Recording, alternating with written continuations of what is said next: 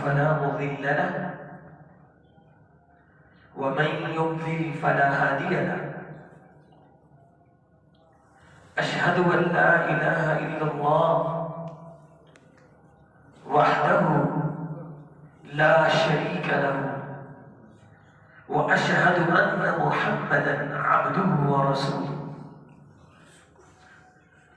أما بعد فإن خير الحديث كتاب الله وخير الهدي هدي محمد صلى الله عليه وسلم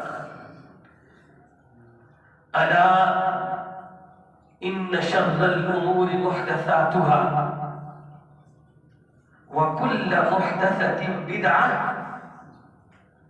وكل بدعة ضلالة وكل ضلالة في النار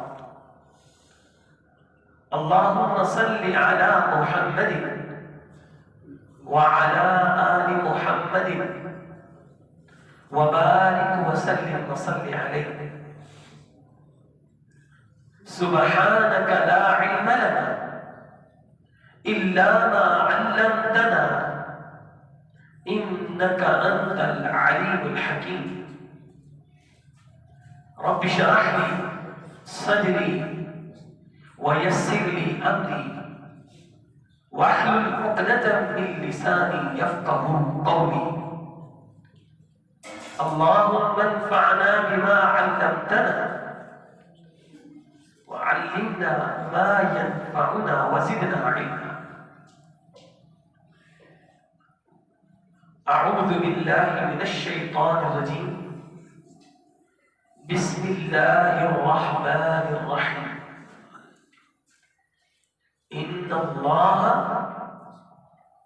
يحب التوابين ويحب المتطهرين صدق اللہ العظیم. تمام قسم کی تعریفات اللہ احکم الحاکمین کے لیے ہیں. درود و سلام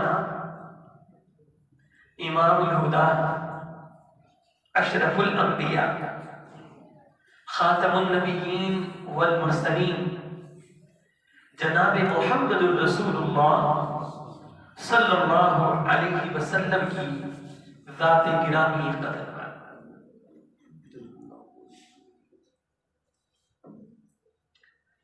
محترم سامعین حضرات، جس طرح کی یہ بات آپ کے علم میں ہے کہ پچھلے خطبہ جمعہ میں ہم نے یہ کہا تھا کہ ضرورت کو مد نظر رکھتے ہوئے ہم آئندہ 3 سے 4 خطبات طہارت اور پاکیزگی کے حوالے سے آپ کے سامنے گوش گزار کریں گے.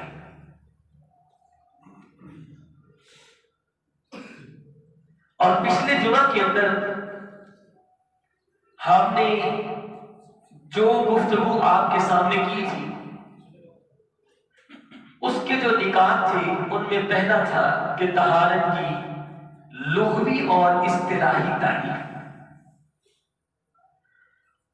اور دوسرا پوائنٹ طہارت کی اہمیت اور فضیلت کے حوالے سے تھا. اور اسی میں ہم نے اہل قباء کے حوالے سے ان کی جو فضیلت کا راز ہے اور قرآن نے ان کے بارے میں فیہ رجال یحبون ان یتطہروا واللہ یحب المطہرین، اس اعزاز کو جو ان کے سروں پر رکھا ہے اس کی وجہ تسمیہ اور سبب کیا ہے اس کو بیان کیا تھا، اور اس کے بعد پھر ہم نے اسلام کے نظام طہارت کے حوالے سے چند گزارشات پیش کی تھی کہ دوسرے مذاہب کے ساتھ اسلام کا جو ترہ امتیاز ہے پاکیزگی اور صفائی اور ستھرائی کے حوالے سے، وہ دوسرے مذاہب پر امتیاز کی حیثیت رکھتا ہے،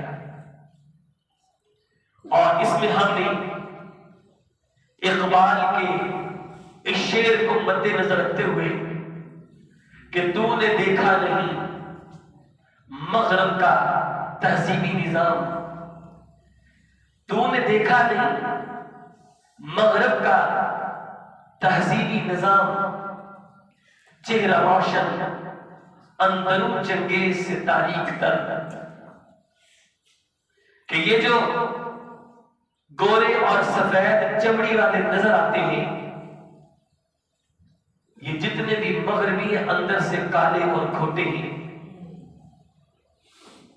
اور اسی حوالے سے ہم نے ڈاکٹر ڈریپر ان کی کتاب کا مولانا ظفر علی خان صاحب نے ترجمہ کیا ہے مارکا مذہب و سائنس، اس میں انہوں نے جو باتیں بیان کی تھی ان یورپ والوں کی، خود انہی کا بندہ وہ لکھ رہا ہے کہ ان کا تہذیبی نظام اتنا گندا ہے، طہارت کا نظام اتنا گندا ہے کہ جرمنی کے اندر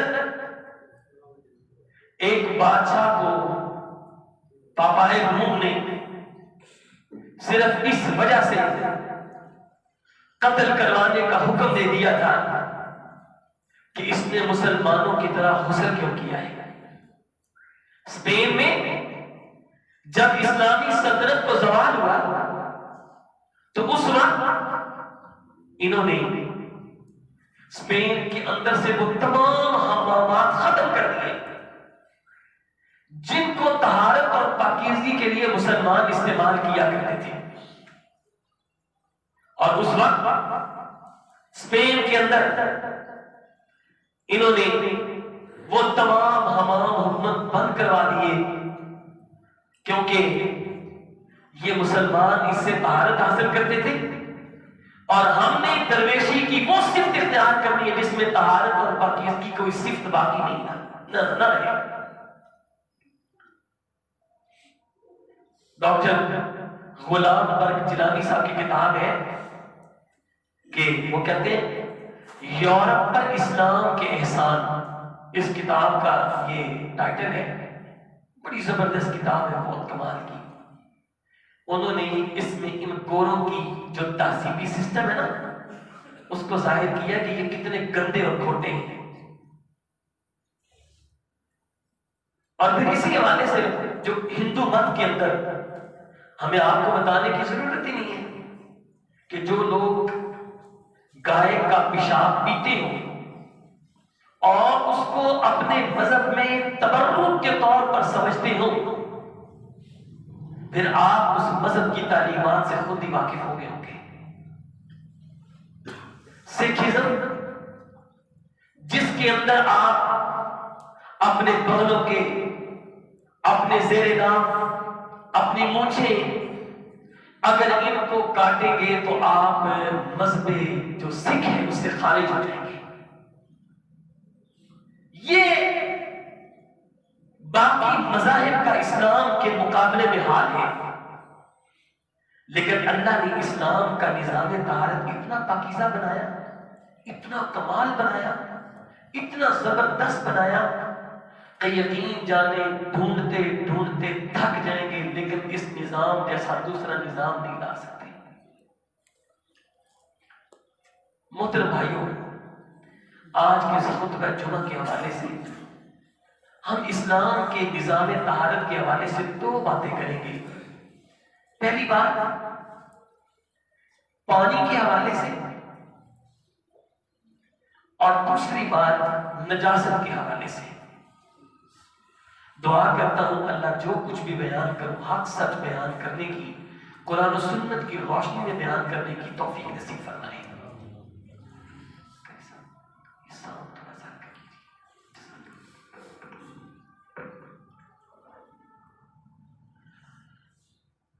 طہارت کی دو قسمیں، نمبر 1 ظاہری طہارت اور نمبر 2 باطنی طہارت۔ طہارت کتنی قسمیں ہیں؟ کون کون سی؟ ایک ظاہری اور دوسری باطنی۔ ظاہری طہارت آپ کے کپڑے پر، آپ کے جسم پر، آپ کی جگہ پر گندگی اور نجاست لگ جائے، اس کو پانی سے پاک کرنا، وضو سے، یا اس کو غسل کر کے صاف کرنا، یہ طہارت ظاہری طہارت کہلاتی ہے۔ کیا کہلاتی ہے؟ ظاہری طہارت۔ ایک ہے باطنی طہارت، یہی تو درہ امتیاز اسلام کا۔ باطنی طہارت وہ گندگی، وہ نجاست جو میرے اور آپ کے بدن پر، کپڑوں پر، آپ کے لباس پر نظر تو نہیں آتی، لیکن وہ ہمارے اندر موجود ہے، چھپی ہوئی ہے ہمارے اندر۔ اور وہ کیا ہے کہ دل کا بری اور گندی عادات کے ساتھ بھر جانا، اور اس کا پاک اور صاف نہ ہونا۔ اور وہ عادات کون سی ہیں بری؟ جھوٹ، کذب، فخر اور تکبر، غرور، بد عقیدگی، اور اس کے ساتھ ساتھ خیانت، نفاق، کینہ، بغض، عداوت، ریاکاری۔ یہ وہ گندی عادات ہیں جو میرے اور آپ کے دل کو، میرے اور آپ کے بدن کو اندر سے بھر دیتی گندگی سے۔ یہ جو گندگی ہے، یہ جو نجاست ہے، اس کو دور کرنے کا بھی اسلام نے طریقہ بتایا ہے، اور یہ ہے طہارت باطنی۔ اور وہ دور کس سے ہوتی ہے؟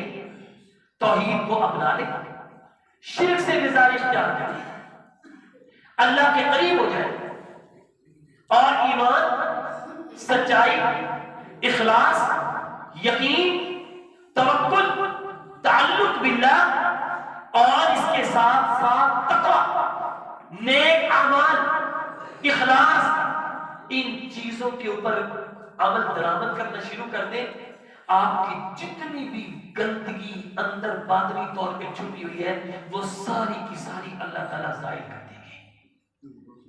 یہ ہے باطنی طہارت۔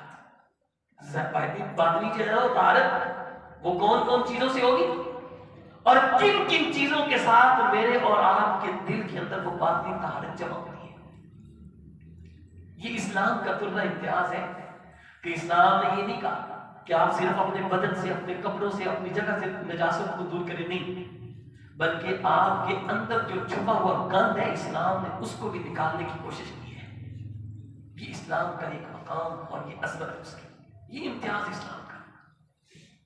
محترم بھائیوں، آج کس خطبہ جمعہ کے اندر اب ہم نے یہ سیکھ کر جانا ہے کہ طہارت کس سے حاصل کی جاتی ہے، ظاہری طہارت کس سے حاصل کی جاتی ہے۔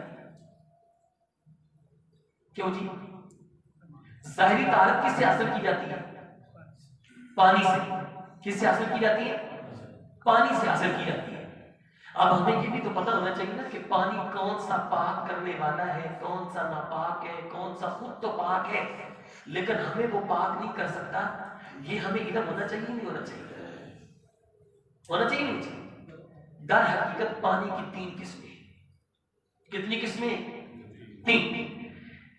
ایک پانی تو وہ ہے جو عام پانی ہے، وہ پاک بھی ہے اور پاک کرنے والا بھی ہے، نجاست کو دور بھی کرتا ہے اور پھر اس کے بعد پاکی اور طہارت بھی فراہم کرتا ہے۔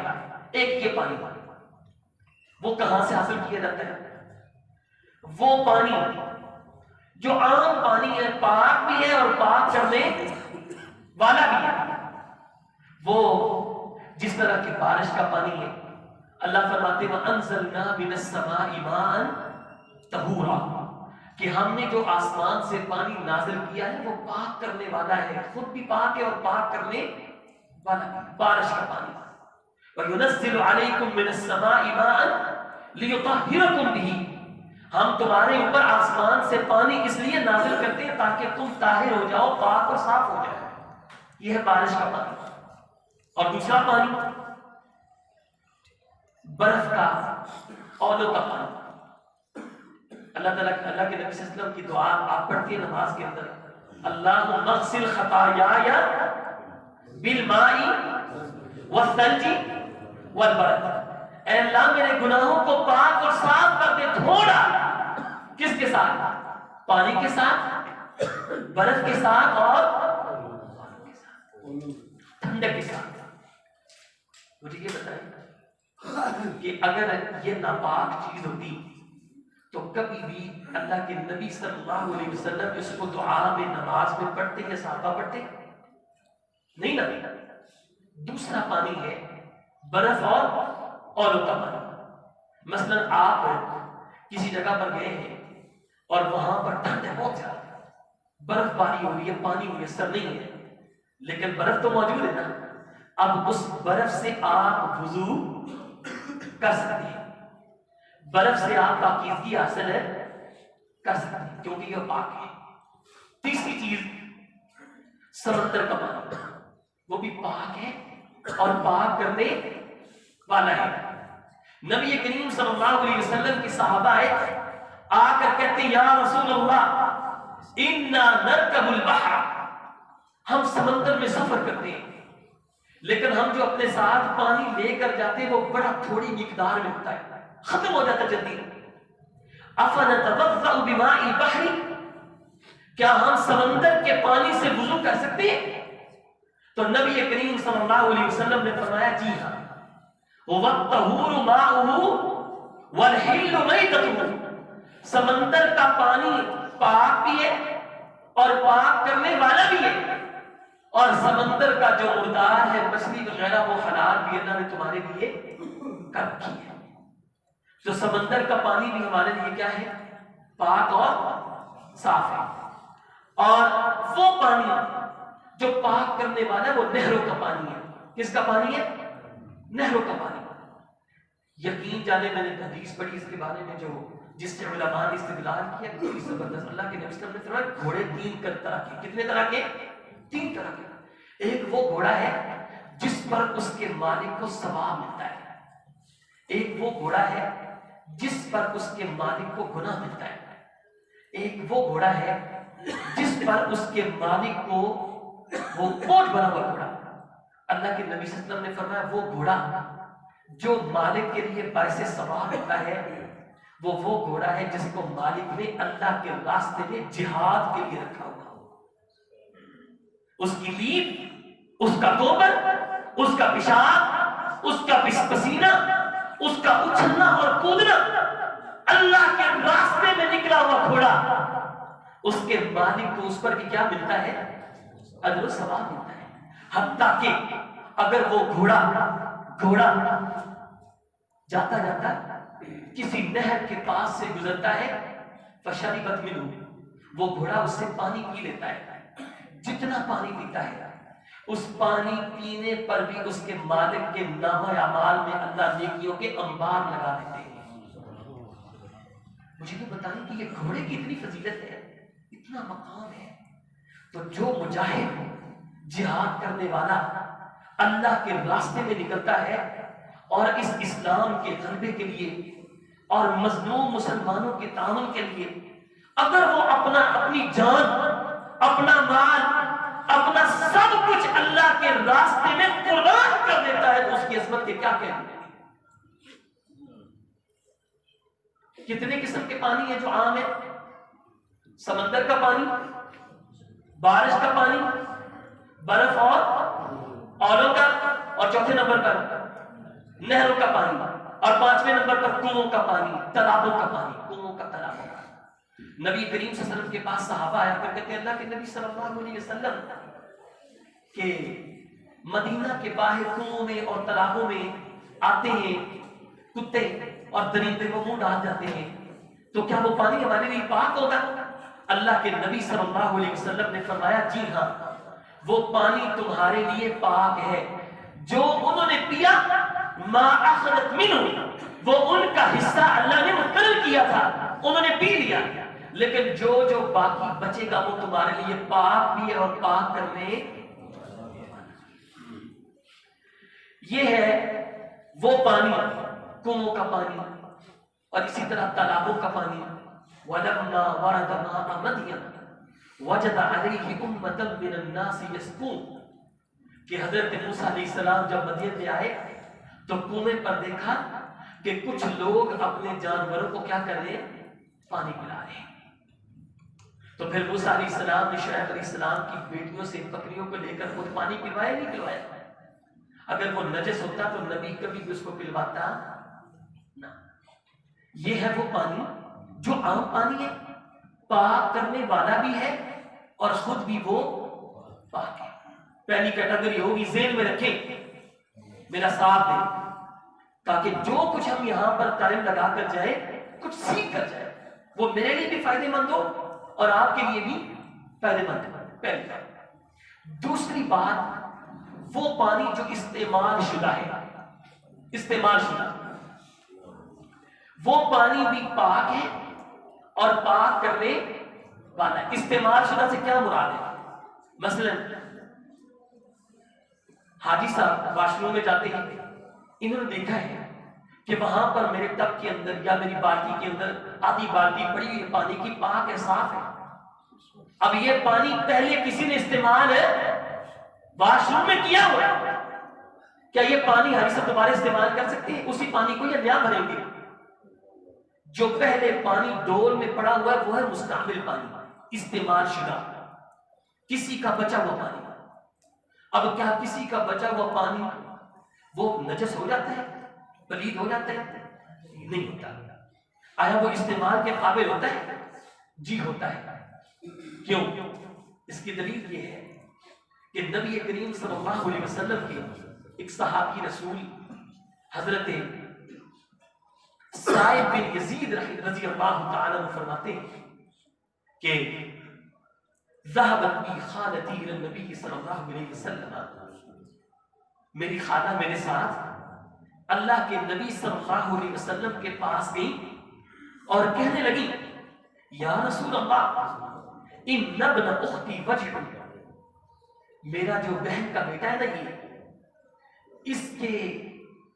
اس کو بیماری لگی ہوئی ہے، یہ بیمار ہے۔ فمسح رسول اللہ صلی اللہ علیہ وسلم راسی، کہتے اللہ کے نبی صلی اللہ علیہ وسلم نے میرے سر کو چھوا۔ کون کہہ رہا ہے؟ صاحب بن یزید کہتے اللہ کے نبی نے میرے سر کو چھوا۔ ودعانی بالبرکہ، اللہ کے نبی نے میرے لیے برکت کی دعا کی۔ جیسے ہی پیغمبر کا ہاتھ لگنے کی دیر تھی اور برکتوں کی دعائیں نکلنے کی دیر تھی، وہ کہتے اللہ نے مجھے شفا دی۔ اور کیا فرماتے ہیں؟ پھر فتوضأ رسول اللہ صلی اللہ علیہ وسلم، اللہ کے نبی نے وہاں پر وضو کیا۔ فشربت من وضوئہ، اللہ کے نبی صلی اللہ علیہ وسلم کا جو وضو کا بچا ہوا پانی تھا آپ نے وہ چھوڑا، میں نے جلدی سے وہ پانی پی لیا، میں نے جلدی سے وہ پانی پی لیا۔ اب مجھے یہ بتائیں، اگر یہ پانی نجس ہوتا، پلید ہوتا، تو اللہ کے نبی صحابی رسول کو کبھی پینے دیتے؟ نہیں نا، وہ پانی پاک تھا، صاف تھا۔ اور پھر وہ ظاہری بات ہے وضو کس کا ہوا تھا؟ سوچے نا ذرا، اس پانی کو کس کے ہاتھ ٹچ ہوئے ہوئے تھے؟ وہ پانی تو برکتوں والا تھا نا، شفاؤں والا پانی تھا، رحمتوں والا پانی تھا۔ وہ جیسے جیسے پانی صحابہ پیتے گئے اللہ انہیں شفائیں عطا کرتا گیا۔ اور یہی نہیں، ذرا سوچیں کہ جب اللہ کے نبی صلی اللہ علیہ وسلم وضو کر رہے تھے نا تو وہ واپس کیا، مشرکین مکہ کے پاس کہتا ہے تم ان کا مقابلہ نہیں کر سکتے محمد رسول اللہ صلی اللہ علیہ وسلم کا، اور ان کے صحابہ کا مقابلہ نہیں کر سکتے۔ کیوں نہیں کر سکتے؟ اور وہ تو اتنی محبت کا اظہار کرتے ہیں کہ محمد رسول اللہ صلی اللہ علیہ وسلم کے چہرے سے، ہاتھوں سے، پاؤں سے، جسم سے لگا ہوا پانی وہ زمین پر ایک قطرہ بھی نیچے نہیں گرنے دیتے، وہ ہاتھ ڈال کر فوراً اپنے جسموں میں برکت کے طور پر ڈال لیتے ہیں۔ تم ان کا کچھ بگاڑ سکتے ہیں؟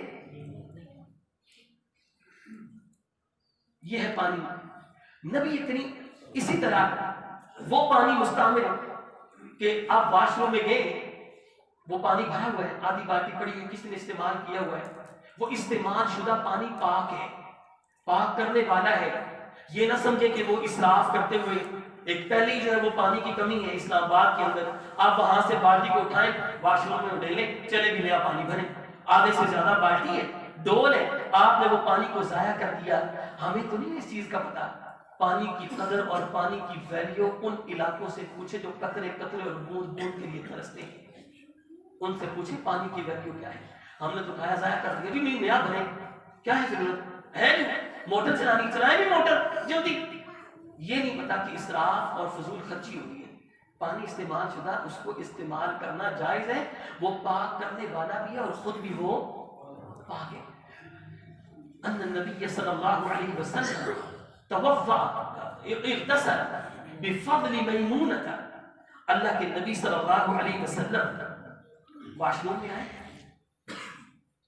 حضرت میمونہ آپ کی زوجہ محترمہ نے اس پانی کو استعمال کیا تھا، اور استعمال شدہ بچا ہوا پانی اللہ کے نبی صلی اللہ علیہ وسلم نے اس پانی سے غسل کیا، اس پانی سے غسل کیا اور اس سے اپنے آپ کو طاہر اور پاک کیا۔ اب مجھے یہ بتائیں کہ اگر کائنات کا رسول، میرے اور آپ کے مکرم اور محترم پیغمبر صلی اللہ علیہ وسلم، اگر وہ بچا ہوا پانی استعمال کر سکتے ہیں تو میں اور آپ کیوں نہیں کر سکتے؟ میں اور آپ کیوں نہیں کر سکتے؟ اور ایک اور حدیث ہے، صحیح حدیث، سنن نبی داؤد کی، سنن ابن ماجہ کی، ترمذی کے اندر، تمام کتابوں کے اندر یہ روایت موجود ہے کہ اغتسل بعض ازواج النبی صلی اللہ علیہ وسلم، نبی کریم صلی اللہ علیہ وسلم کی کچھ بیویوں نے غسل کیا تو آپ نے وہ کس میں فی جفنت، ایک ٹب میں غسل کیا، فجاء رسول اللہ صلی اللہ علیہ وسلم یغتسل منها، اللہ کے نبی واش روم میں آئے، غسل کرنے کا ارادہ تھا، دیکھا پانی پڑا ہوا بچا ہوا، اللہ کے نبی صلی اللہ علیہ وسلم نے اس کو استعمال کرنا شروع کر دیا۔ باہر آئے، زوجہ کہتی ہیں یا رسول اللہ انی کنت جنبا، میرے اوپر تو غسل واجب تھا اور وہ پانی بچا ہوا وہ وہی تھا جو واجب غسل پر میں نے کرنے کے بعد باقی بچا کر چھوڑا ہوا تھا، آپ نے اسے غسل کر لیا۔ تو نبی کریم صلی اللہ علیہ وسلم نے فرمایا ان الماء لا یجنب، اللہ کی بندی پانی کبھی بھی جنبی نہیں ہوتا، پانی جنبی، اس کا مطلب یہ ہے کہ پانی نجس پلید ہے، استعمال شدہ پانی وہ طاہر کرنے کے قابل بھی ہے اور خود بھی وہ طاہر ہے، پاک ہے اور پاک کرنے والا ہے۔ اور نبی کریم صلی اللہ علیہ وسلم کا یہ جو عمل ہے اس بات پر دلالت کرتا ہے کہ استعمال شدہ پانی وہ پاک بھی ہے اور پاک کرنے والا بھی ہے۔ وہ پانی جس میں کوئی پاک چیز مل گئی ہو، پاک چیز مل گئی ہو، یہ یاد رکھیں، یہاں پر یہ چیز یاد رکھیں، پانی نجس کب ہوتا ہے؟ تین چیزوں کے ساتھ۔ جی سر، یہ آپ فرما رہے ہیں ماشاءاللہ بہت اچھا، لیکن یہ کلیئر کیجئے کہ استعمال شدہ اور بچا ہوا، اس میں فرق بتائیے۔ جی وہ ایک معنی، کوئی فرق نہیں ہے۔ استعمال شدہ وہ جو استعمال کرنے کے بعد بچ جائے، ٹھیک ہے، یا ایک پانی ہے ٹب میں رکھا ہوا ہے، اس سے آپ علیحدہ علیحدہ نکال کر برتن دھو رہے ہیں خواتین، وہ بھی استعمال شدہ پانی ہے۔ اور اسی طرح جو غسل کرنے کے بعد کسی ٹب کے اندر علیحدہ پانی بچ جائے اور آدھا آپ نے استعمال کر لیا ہے، وہ جو پیچھے بچ گیا ہے وہ بچا ہوا ہے، اور استعمال شدہ جو میں نے آپ کو ٹب میں علیحدہ رکھا ہوا ہے، کسی جو ہے وہ برتن میں علیحدہ رکھا ہوا ہے، وہاں سے آپ اس کو برتن کے استعمال کے لیے، دھونے کے لیے اس کو علیحدہ علیحدہ نکال رہے ہیں، وہ ہے پانی مستعمل۔ اگر اس کو وہیں پر ایک ٹب بھرا ہوا چھوڑ دیں تو پھر وہ مستعمل ہے، ابھی تک وہ صاف اور طاہر ہے، پڑا ہوا ہے۔ لیکن جب آپ اس کو استعمال کرنا شروع کر دیں تو وہ مستعمل ہو جائے گا، اور اگر استعمال کر کے باقی چھوڑ دیں تو وہ کیا ہو جائے گا؟ بچا ہوا۔ اچھا، جزاک اللہ، اللہ آپ کو جزائے خیر۔ اچھا، یہاں یہ دیکھیں نا، یہ چیزیں ہونی چاہیے۔ ہم یہاں پر خطبہ جمعہ پڑھنے کے لیے آئے ہیں، ہمیں کچھ سمجھنا چاہیے ہم کیا سن رہے ہیں، اور ہم نے یہ چیزیں اپنے بچوں کو سکھانی۔ اور ہم اگر اسی طرح جو ہے نا وہ قصے کہانیاں سن کے چلے جائیں اور یہ آگے پیچھے معاملات سن کے چلے جائیں تو یقین جانیں یہ خطبہ جمعہ اللہ کے نبی صلی اللہ علیہ وسلم کا اتنا اہم ہوتا تھا کہ آپ معاشرتی مسائل کو ڈسکس انہی جو ہے وہ خطبات کے اندر جو ہے وہ کیا کرتے تھے۔ آج کی یہی کمی علماء کی، یہی وجہ ہے کہ لوگ کہتے تھے کیا سننا ہے، کچھ نیا تو ہے نہیں، کوئی پرانی باتیں۔ یہی بات ہے کہ اللہ رب العالمین علماء کو بھی حق سچ بیان کرنے کی توفیق نصیب فرمائے، اور آپ لوگوں کے اندر بھی اللہ بیداری پیدا کرے کہ آپ کیا سن رہے ہیں، علماء کیا بیان کریں، اسے پوچھیں، تحقیق کریں، جہاں پر سمجھ نہیں آئی پوچھیں وہاں۔ اچھا، اتنی باتوں کی سمجھ آ رہی ہے؟ جی سمجھ آئی ہے؟ اچھا جی، اب پانی جو ہے وہ نجس کب ہوتا ہے؟ یہ میں اگلی بات کرنی تھی لیکن پہلے بتا دیتا ہوں۔ پانی جو ہے وہ اللہ کے نبی نے فرمایا کہ ان الماء لا ينجسه شيء، پانی کو کوئی بھی چیز ناپاک نہیں کر سکتی، پلید نہیں کر سکتی، الا ما غیر ریحہ او طعمہ او لونہ، جب تک پانی کے اندر تین چیزیں جو ہے وہ نظر نہ آئیں۔ تین اسے کہتے ہیں اوصاف ثلاثہ۔ پانی کے اندر وہ تین چیزیں اگر مل جائیں یا ان میں سے ایک بھی جو وہ نظر آ جائے تو وہ پانی استعمال کے قابل نہیں رہتا، بلکہ وہ پانی نجس اور پلید ہو جاتا ہے۔ وہ تین چیزیں کون سی ہیں؟ الا ما غیر ریحہ، پانی کے اندر سے بدبو آنا شروع ہو جائے، او طعمہ، منہ میں ڈالا اس کا ذائقہ بدل جائے، او لونہ، یا اس کا رنگ دیکھنے میں پتہ چل رہا ہے کہ یہ پاک پانی کا رنگ نہیں۔ یہ تین اسے کہتے ہیں پانی کے اوصاف ثلاثہ۔ یہ تین چیزوں میں سے ایک بھی پانی کے اندر سے چیز نظر آنی شروع ہو جائے تو سمجھ لیں کہ وہ پانی کیا ہے؟ نجس ہے، پلید کے قابل استعمال اور پاک کرنے والا نہیں ہے۔ لیکن اگر اس پانی کے اندر پاک چیز مکس ہو جائے، پاک چیز مل جائے، طاہر چیز مل جائے تو پھر وہ پانی جو ہے وہ نجس نہیں ہوتا، وہ پانی ناپاک نہیں ہوتا۔ مثال کے طور پہ جس طرح کے خواتین جو ہے وہ آٹا گوندھ رہی ہیں اور پانی جو ہے وہ بار بار ہاتھ صاف کرنے سے اس کا جو ہے وہ کلر چینج ہو جاتا ہے، وائٹ ہو جاتا ہے، اب یہ پانی نجس نہیں ہوا، اس لیے کیونکہ اس کے اندر جو ہے وہ کون سی چیز ملی ہے۔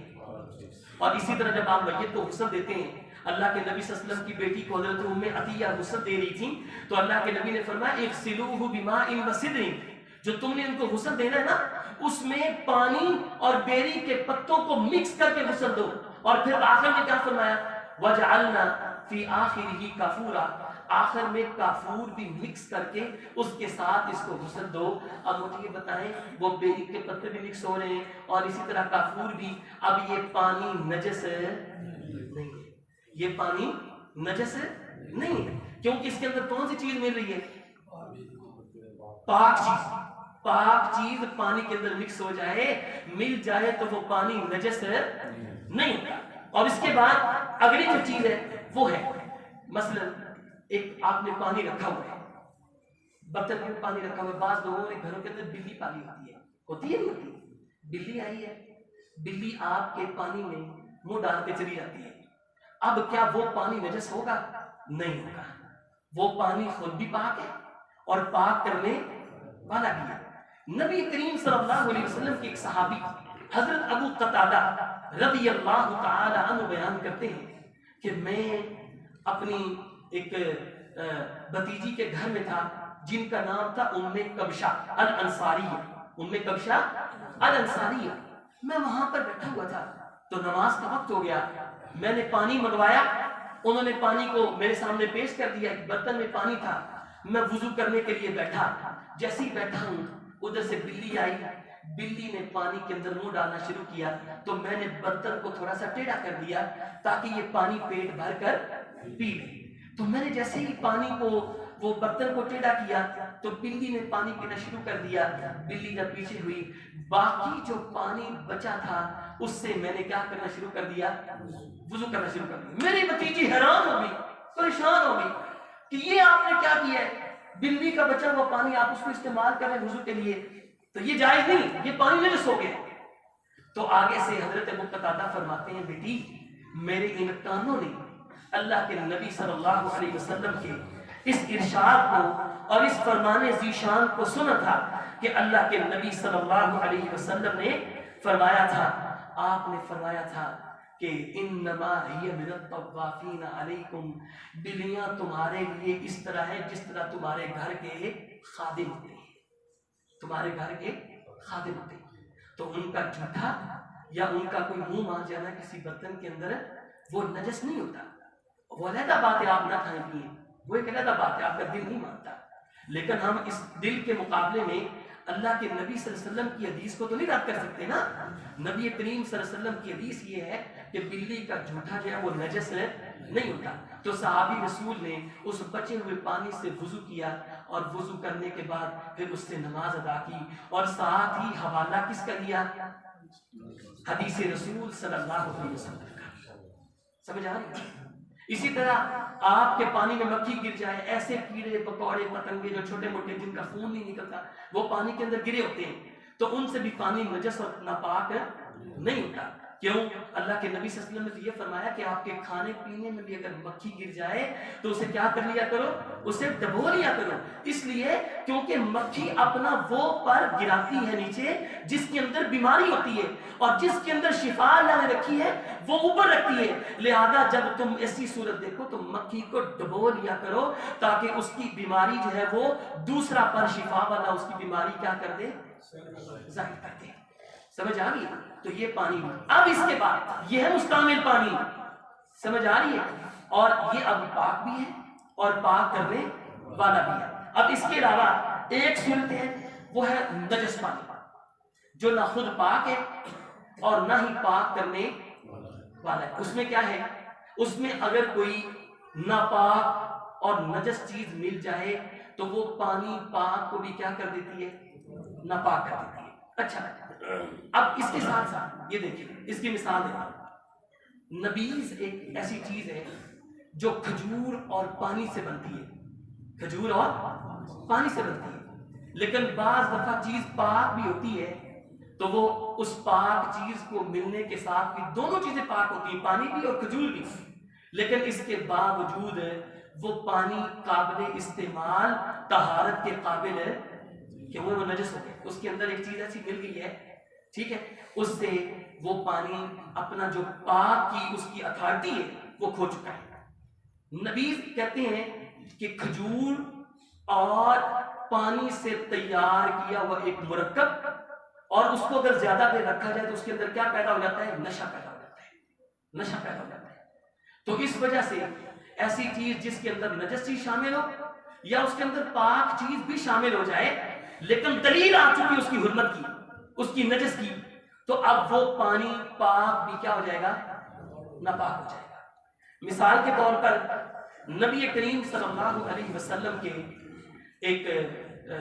ایک امام بخاری رحمہ اللہ نے صحیح بخاری کے اندر باب قائم کیا ہے، اور باب حدیث سے قبل وہ کہتے ہیں کہ نبیذ سے وضو کرنا یعنی طہارت کرنا جائز اور درست نہیں ہے۔ تو اس لیے کیونکہ نبیذ جو ہے حضرات صحابہ اس کو اپنے لیے قابل طہارت نہیں سمجھتے تھے اور اس کو ناپاک سمجھتے تھے، اور اس وجہ سے اس سے وہ وضو کرنا یا طہارت کی کوئی چیز اس سے وہ اس کو گندگی کو نجاست کو ظاہر کرنا وہ اس کو استعمال اس لیے نہیں کرتے تھے۔ اور یہ حضرات صحابہ کرام اس لیے کیونکہ اس کے اندر چانس ہوتے تھے کہ یہ شراب کی طرح نشہ آور چیز ہو گئی ہے، اور یہ شراب کی طرح جو ہمارے لیے جس طرح شراب حرام ہے اس طرح ہو گئی ہے۔ تو یہ ہے پانی کی جو صورتحال ہے کہ پانی جو ہے وہ استعمال کے قابل کب ہوتا ہے، اور پھر اس کے بعد پانی جو ہے وہ عام پانی وہ پاک بھی ہے اور پاک کرنے، سمندر، نہر، دریائیں، کنویں اور اسی طرح بارش، برف باری، یہ سارے پانی پاک بھی اور پاک کرنے والے بھی۔ اور دوسرا مستعمل پانی، ٹھیک ہے، اس میں دو صورتیں، ایک ہے کہ برتن بنا ہوا پانی پڑا ہوا ہے اس میں آپ استعمال کر رہے ہیں، اور ایک یہ ہے کہ آپ نہا کے رکھیں اور باقی پانی بچا ہوا ہے، یہ پانی یہ مستعمل شدہ اور یہ آپ مستعمل کر رہے ہیں، اس کو استعمال کر رہے ہیں، یہ دونوں صورتیں یہ بھی پانی کو ناپاک اور نجس نہیں کرتی۔ اور تیسری صورت لاسٹ میں پانی نجس کب ہوتا ہے؟ جب اس کے اندر جو ہے وہ کوئی پلید چیز شامل ہو جائے، نجس چیز شامل ہو جائے تو وہ پانی کیا ہو جاتا ہے؟ ناپاک ہو جاتا ہے۔ اور پانی کے جو ہے وہ ناپاک ہونے کے 3 جو ہے وہ درجے ہیں، یا تو اس کا رنگ بدل جائے، یا اس کا ذائقہ بدل جائے، یا اس کی بدبو آنا شروع ہو جائے۔ اللہ رب العالمین سے دعا ہے اللہ ہمیں حق سچ بیان کرنے کی اور سننے کی توفیق نصیب فرمائے، اور اللہ رب العالمین ہمارے اعمال کی اصلاح فرمائے، اور اللہ ہمیں اپنے گھروں میں اور اپنے بچوں کو اور اسی طرح اپنی بیٹیوں کو اور اپنے گھر میں صاف ستھرا ماحول بنانے کی شریعت اسلامیہ کے مطابق توفیق نصیب فرمائے۔ وما علینا الا البلاغ المبین۔